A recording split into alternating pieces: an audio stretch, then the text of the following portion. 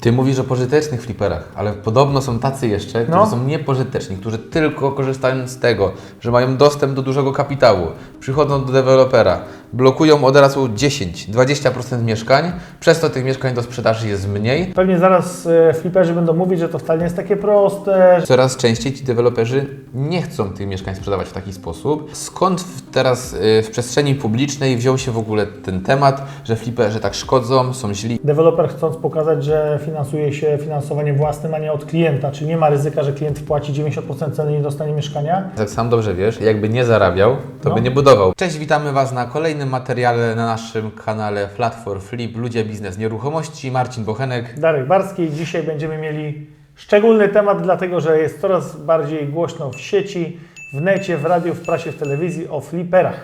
Będziemy rozmawiać o tym, czy faktycznie są oni największymi szkodnikami na rynku nieruchomości.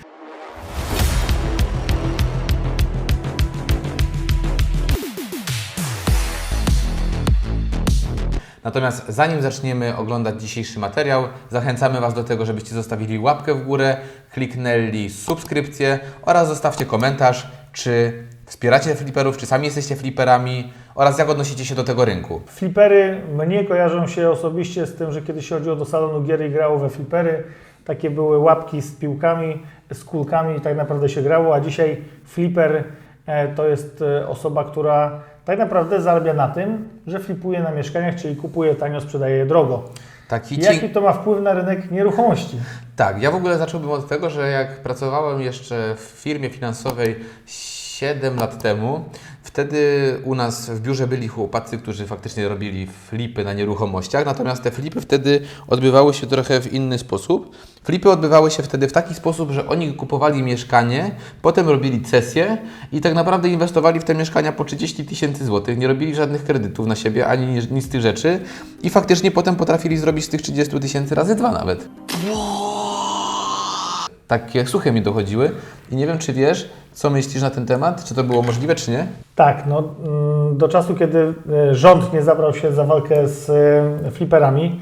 Czyli ta walka już trwa chwilę, tak? Tak, i zakazał cesji umów deweloperskich. Tak naprawdę problem jest bardziej złożony, dlatego że deweloper, który budował blok, zróbmy na prostym przykładzie, musiał zrobić tak zwaną przedsprzedaż. Ta przedsprzedaż polegała na tym, że na początku wystarczyło mieć umowy rezerwacyjne, potem trzeba było mieć umowy przedwstępne, deweloperskie, natomiast cały wiec polegał na tym, że deweloper musiał wykazać się, że już ma jakąś sprzedaż. Bardzo często okazywało się tak, że ten deweloper, żeby tą sprzedaż zrobić, musiał się posiłkować osobami, które chciały na początku wpłacić pewną kwotę, czyli na przykład to było, nie wiem, w proporcjach 10-90 albo 10% na starcie. Dostarczał te umowy rezerwacyjne albo przedwstępne do banku, no i bank uruchamiał transzę na budowę inwestycji. W związku z tym osoby, które wpłacały te 10%, jak budowa szła zgodnie z postępem prac, to wiadomo, że klient zamiast dziury w ziemi woli kupić, jak już coś stoi, więc siłą rzeczy nieruchomości, ceny nieruchomości szły do góry. Jak do tego nałożyły się jeszcze globalne wzrosty cen nieruchomości, to okazywało się, że dzisiaj mieszkanie kupowałeś na przykład za 300 000 złotych, wpłacałeś 30 000 złotych jako ten pierwszy wkład własny, a po jakimś czasie to mieszkanie już kosztowało 350 000, z czego te 50 000 tak naprawdę nie zarabiał deweloper, tylko Ty mogłeś wziąć za cesję tej umowy od osoby kupującej nawet 30 czy 40 tysięcy. W związku z tym zwrot z kapitału mieć na poziomie ponad 100%. I dzisiaj już tych cesji nie można robić, tak? Tak, dzisiaj nie można robić, natomiast to, co pewnie zaraz fliperzy będą mówić, że to wcale nie jest takie proste, że to oni musieli ryzykować własny kapitał, a co jakby nie sprzedali i miliony rzeczy, oczywiście. Natomiast jak były możliwe cesje, to ten proces był bardzo prosty. Z punktu widzenia klienta tego końcowego było o tyle trudniej, że pieniądze, które ktoś zapłacił za cesję umowy, nie mogły się wliczać jako wkład własny. I zdarzyło się tak, że finansowaliśmy klientów, którzy musieli na przykład 50-70 tysięcy dać tego odstępnego tak zwanego i to był wkład własny, który był nigdzie nie uwzględniony, jeżeli chodzi o bank. Pytanie, czy banki miały wpływ na to, że ten rynek powstał? Pamiętajmy o tym, że to flipowanie to ma kilka różnych możliwości. Tak. Bo my mówimy o flipowaniu na cesjach, czyli na takim rynku pierwotnym, ale flipowanie to nic innego jak kiedyś kupowanie na akcjach komorniczych jakichś mieszkań, remontowanie ich i sprzedawanie drożej. Ja natomiast to, co odnośnie fliperów mogę się odnieść, to, że teraz faktycznie jest im trochę coraz trudniej.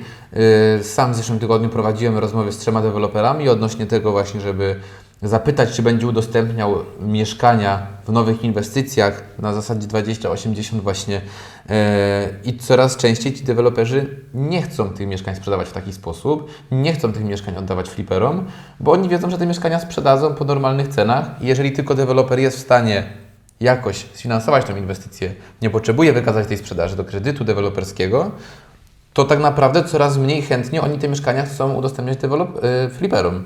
Tak, to też myślę, że ma wpływ pewnie to, co się dzieje na rynku mieszkaniowym. Kiedyś było tak, że nie było rachunków powierniczych i niektórzy deweloperzy plajtowali i chcąc zabezpieczyć klientów, tych, którzy kupują nieruchomości, było tak, że te rachunki powiernicze powstały. Potem deweloper, chcąc pokazać, że finansuje się finansowaniem własnym, a nie od klienta, czyli nie ma ryzyka, że klient wpłaci 90% ceny i nie dostanie mieszkania, robił proporcję płatności 10-90.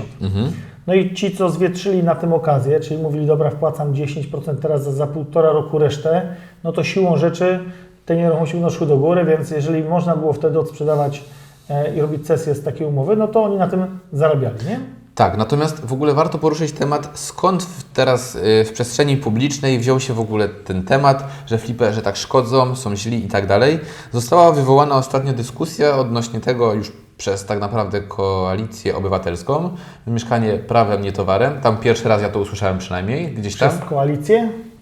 Nie wiem, nie znam się, nie orientuję. To jest Lewicy, nie? Myślę, że tak. No tak, to oni są w koalicji, ale Lewica jest w koalicji, nie? Jeszcze raz zaczniemy. A to fajnie, jak się kłócimy. Tak? Pewnie. No, w każdym razie pierwszy raz ja wtedy to usłyszałem, że mieszkanie nie może być prawem, nie towarem. No i teraz osoby z lewej strony władzy podchodzą do debat. Ostatnio odbyła się debata na kanale Zero, gdzie tam rozmawiali właśnie na ten temat, że mieszkanie jest na tyle dobrem podstawowym, tak samo jak jedzenie, jak inne rzeczy, że powinno być zapewnione lub powinno być bardziej regulowane, jeżeli chodzi o rynek nieruchomości, żeby właśnie tacy źli fliperzy nie mogli skupować mieszkań i zawyżać cen. No tak, ale jak popatrzymy przez pryzmat tego, co ten fliper robi, to dzisiaj fliper kupuje mieszkanie od dewelopera, to samo mieszkanie może kupić zwykły Kowalski. Nie kupi go ten, który nie ma albo zdolności kredytowej, albo nie ma na wkład własny. No tak, no, natomiast wiesz, o co chodzi. Chodzi o to, że fliper kupuje 10 mieszkań i przez to, że kupuje 10 mieszkań, on potrzebuje mieszkania jednego do mieszkania. Po co on kupuje te 9 kolejnych? Po to, żeby zarobić i przez to zawyżać ceny nieruchomości. No dobra, ale to deweloper buduje też bez sensu, bo buduje i chce 10 koła za metr albo 15, a mógłby wziąć 6. Tutaj się nie zgodzę, bo deweloper dobrze, że buduje, ponieważ w Polsce cały czas... No ale chce dużo zarabiać, a z punktu widzenia podejścia lewicy, to po co on tyle zarabia i 30-40%, jak on powinien to prawie za darmo budować, nie? Natomiast jak sam dobrze wiesz, jakby nie zarabiał, to by nie budował. Przypuszczam, że jakby marża deweloperska wynosiła 2% przy takim ryzyku, to mniej w Polsce byśmy mieli deweloperów. Z racji, że można na tym zarobić, to oni budują.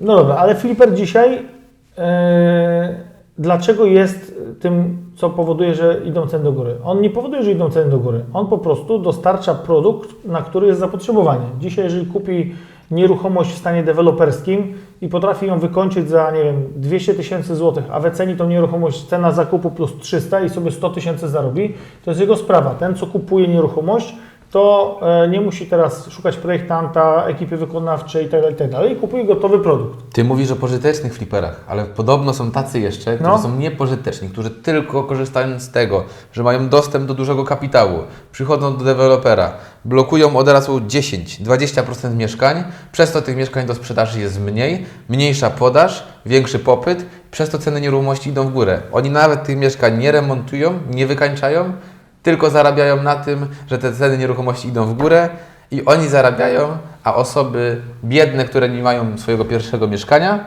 zostają z ręką w nocniku i nie mogą sobie kupić Dlatego państwo wprowadziło program Bezpieczny Kredyt 2%, który spowodował, że osoby, które mogły sobie kupić, ich nie kupiły, a ceny poszły o 40-30% do góry. Więc jakby wracając do sedna i fliperów, moim zdaniem flipper to jest osoba taka, i to też mówiliśmy o tych różnych rodzajach flipów, tak? Bo myśmy się skoncentrowali na tym rynku pierwotnym, ale pamiętam też jest fajny film na jednej z platform o takich niemieckich inwestorach, którzy chodzili na aukcje komornicze po to, żeby kupować tanio i potem sprzedawać drożej po remontach. Potem okazało się, że jak zaczęli różnym osobom o tym opowiadać, a dzisiaj są już szkoleniowcy, jak robić flipy, to jest dość modne, no to wiadomo, że konkurencja jest większa i od komornika już ciężko kupić dobre mieszkanie.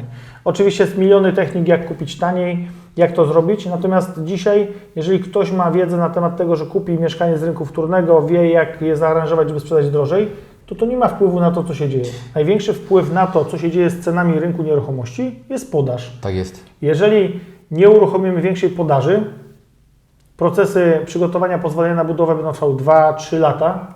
Kwestie gruntów.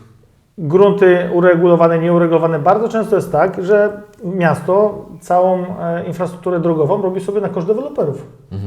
Bo wychodzi z założenia, damy Wam pozwolenie na budowę pod warunkiem, że zrobicie i wszystkie drogi dookoła, remonty, skrzyżowania itd. Jasne, że deweloper powinien brać to pod uwagę, bo dzięki temu, że on tam wybuduje 3, 5, 10 bloków, będzie więcej ludzi mieszkać i jeździć samochodem, natomiast jakby było wsparcie ze strony miasta, to można by było więcej budować. Jak się będzie więcej budować, to siłą rzeczy te ceny nie będą tak szybko rosły, nie?